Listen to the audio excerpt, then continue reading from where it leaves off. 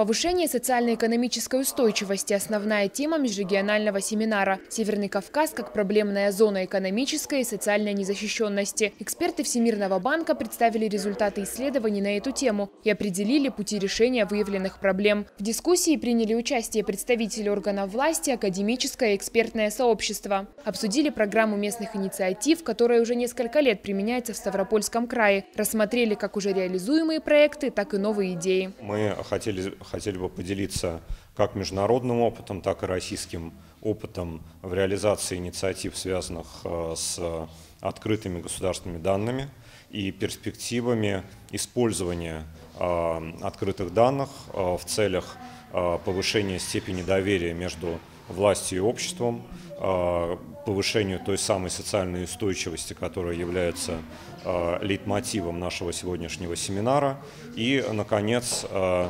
перспективам использования открытых данных для развития бизнеса, для развития предпринимательства в регионах Северного Кавказа.